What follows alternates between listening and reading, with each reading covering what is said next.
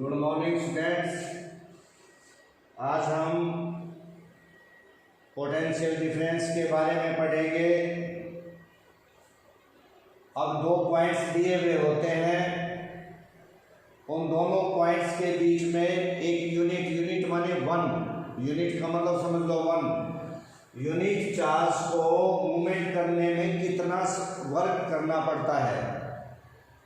फिर से समझ लीजिए, work done to move a unit charge from one point to another point. एक पॉइंट से लेकर दूसरे पॉइंट तक एक यूनिट चार्ज को ले जाने में कितना वर्क डन करना पड़ता है, उसको हम पोटेंशियल डिफरेंस कहते हैं।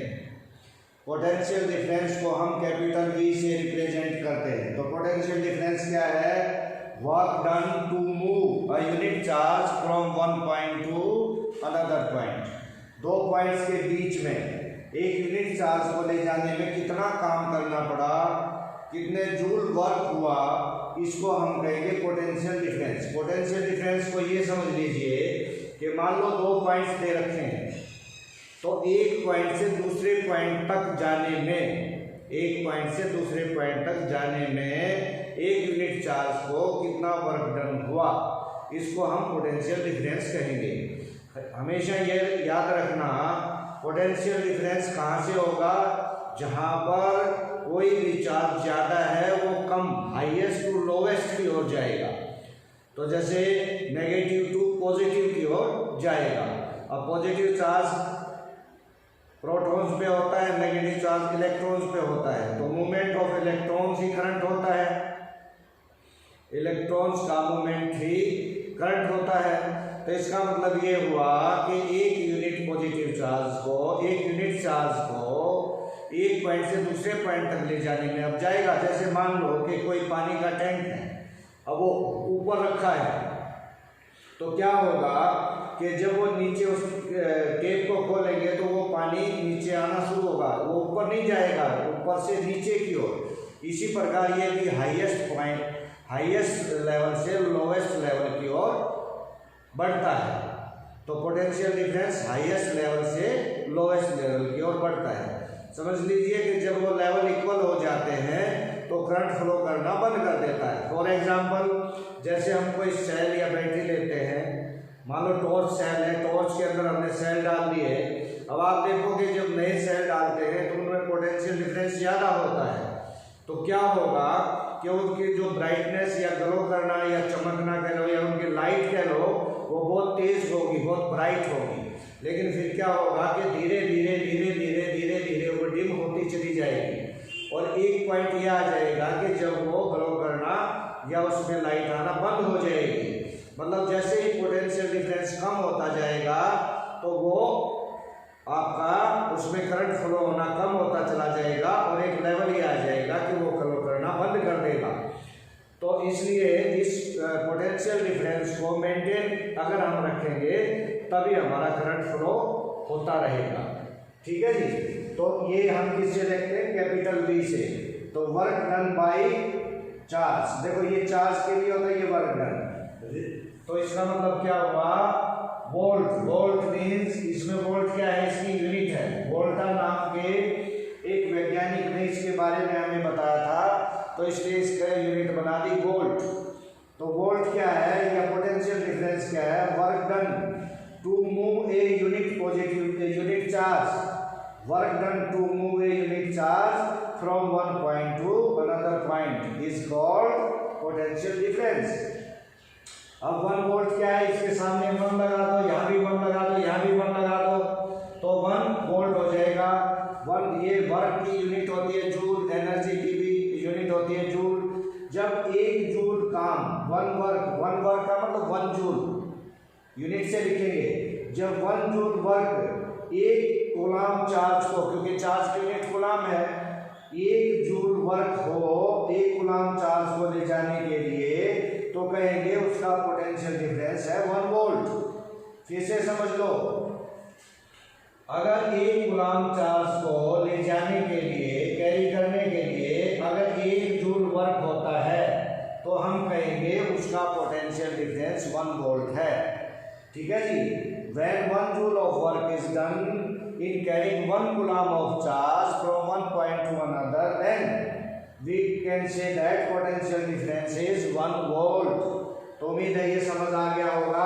अभी मैंने आपको बताया कि एसआई यूनिट क्या है पोटेंशियल डिफरेंस की, वोल्ट है और कैपिटल वी से लिखते हैं कि वोल्टा नाम का एक वैज्ञानिक ने इसके बारे में हमें बताया, समझाया, तो इसलिए उसी के नाम से इसके यूनिट बन गई वोल्ट, और इसको हम लिखेंगे कैपिटल वी से।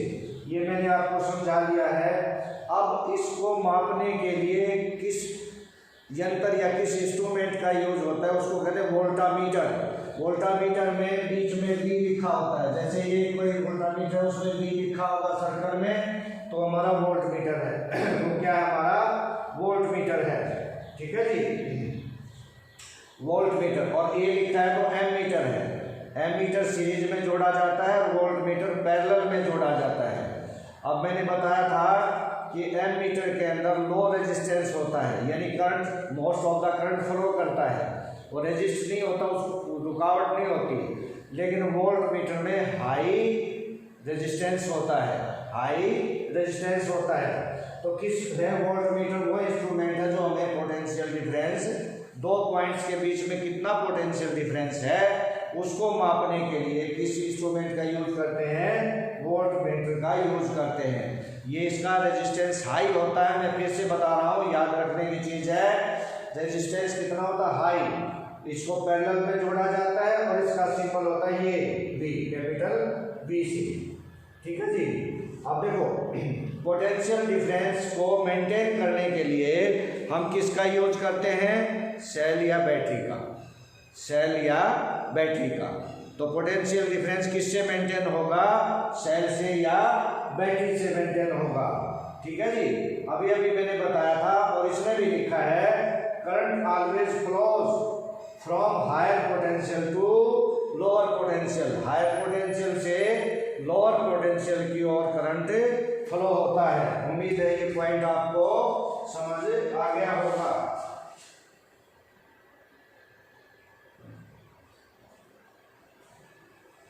नेक्स्ट हम आपको बताएंगे सिंबल्स।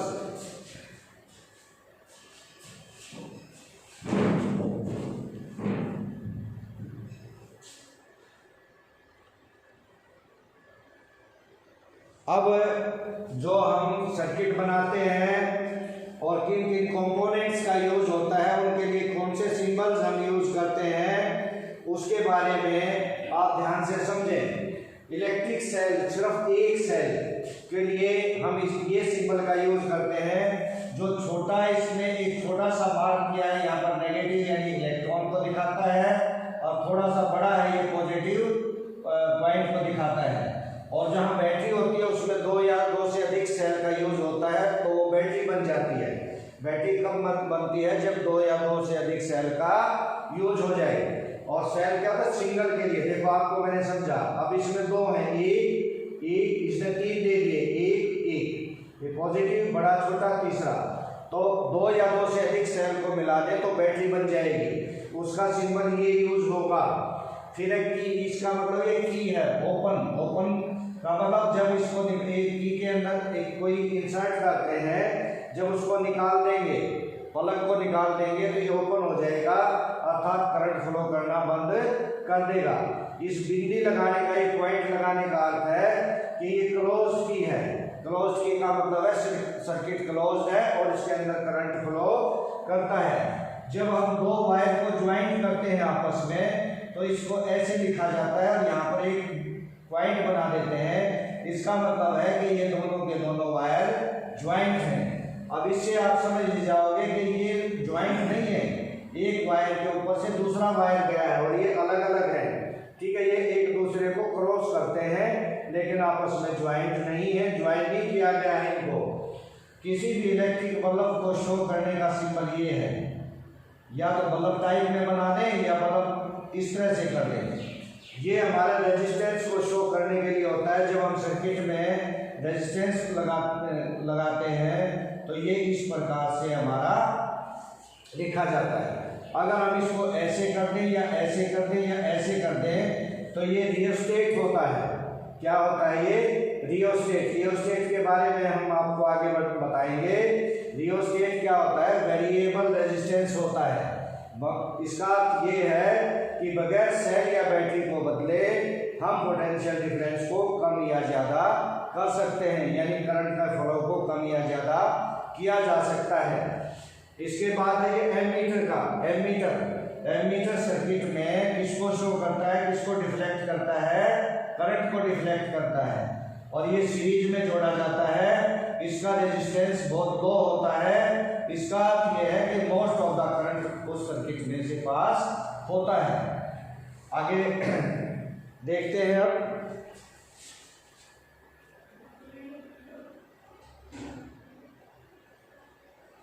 अभी आपके सामने ये है वोल्ट मीटर, जो मैंने अभी बताया।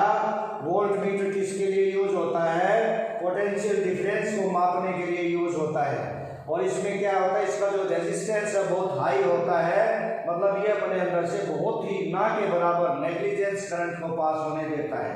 ये दो पॉइंट के बीच में कितना पोटेंशियल डिफरेंस है उसको मापने के लिए काम आता है। तो बच्चों, आज मैंने आपको बताया कि पोटेंशियल डिफरेंस क्या है, उसकी यूनिट क्या है, उसको किस इंस्ट्रूमेंट से मापा जा सकता है, और उसका रेजिस्टेंस क्या होता है।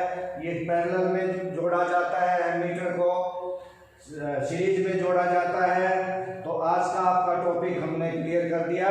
कृपया इसको ध्यान से पढ़ें और समझने की कोशिश करें। Thank you. Have a